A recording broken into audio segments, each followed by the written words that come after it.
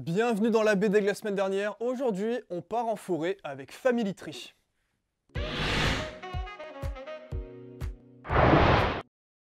Family Tree, c'est un comics scénarisé par Jeff Lemire, dessiné par Phil Lester, aux éditions Panini Graphic Novel. C'est un grand fanat de Pokémon de type insecte, il adore la nature. C'est Axel sur le canapé noir qui va nous parler de ce comics et on l'écoute tout de suite. Family Tree, on suit Meg.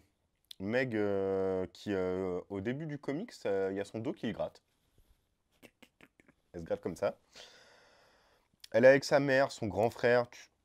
Tu sens qu'il y a une situation familiale un peu complexe et tout. Que la mère, elle a un peu du mal, le frère, il est un peu à la masse. Et en fait, Meg, ça la gratte de plus en plus. Mais genre, ça la gratte, gratte. Et en fait, à un moment, elle lève son t-shirt et en fait, Meg, elle est en train de se transformer en arbre. À 8 ans. Donc un peu la panique. Un peu la panique. Donc voilà. Donc on va suivre Meg et sa famille qui vont tout faire pour qu'elle se transforme pas en arbre. Un arbre.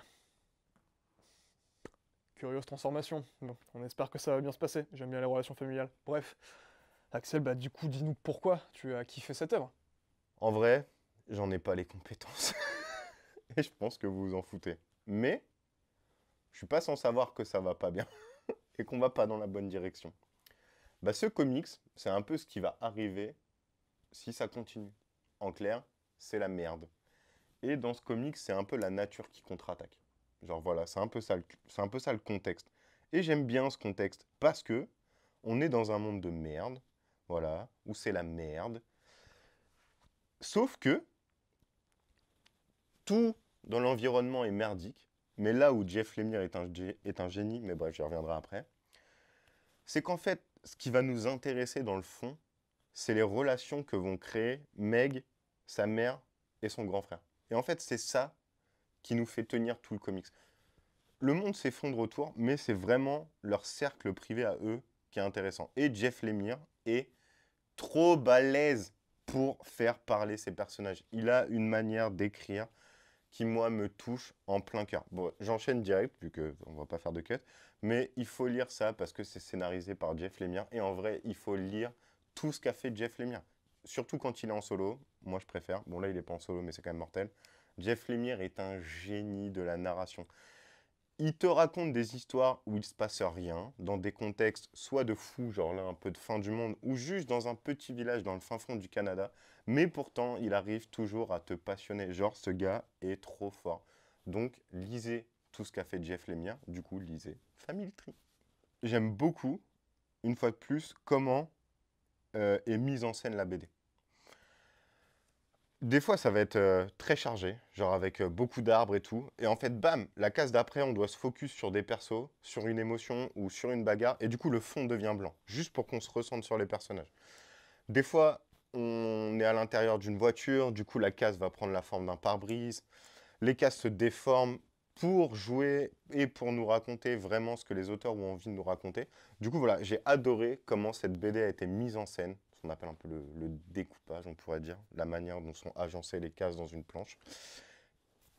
Du coup, c'est trop bien, parce qu'en plus que l'histoire soit géniale, bah, la technique bande dessinée, on va dire, est aussi géniale. Du coup, voilà, lisez Family Tree, c'est trop cool. Merci à toi, Axel Coco, Axel Collin, pour ton super avis sur ce comics. Mais avant que tu t'en ailles, j'ai une dernière question pour toi, bien sûr. La question co, la question ment, la question terre, la question commentaire qui arrive tout de suite. Axel, si tu étais un arbre, lequel serais-tu? J'y connais rien en arbre. Donc voilà, il y a des arbres que je trouve beaux, hein. Genre un saule pleureur, c'est magnifique, tout ça. Après, est-ce que je suis vraiment un saule pleureur? Je ne sais pas. Non, mais les Ents, Ent, E-N-T-S, parce que je viens de regarder comment ça s'écrivait, je sais pas comment ça se dit. Jugez-moi. Voilà, moi je lisais rond dans Harry Potter. Wow! Quelqu'un qui peut me juger pour ça? Non. Voilà, donc un Ent. Parce qu'ils sont grands, parce qu'ils parlent, parce qu'ils sont sages, mais que c'est aussi de preux guerriers.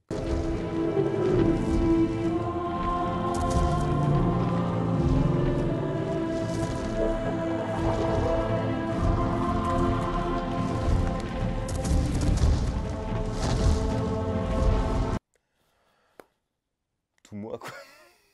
Merci à toutes et tous d'avoir regardé cet épisode. Je le redis encore une fois, mais bon, ça fait 2 semaines que vous l'avez pas entendu, n'hésitez pas à vous abonner et à partager. Nous, on se retrouve dans 2 semaines prochaines pour un prochain épisode. Portez-vous bien, des gros bisous. Coucou.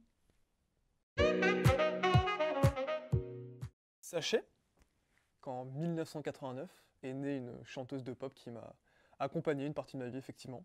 C'est Taylor Swift.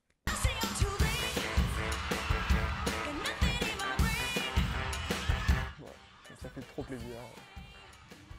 Allez streamer ses sons, c'est chouette. Voilà, faites-vous plaisir.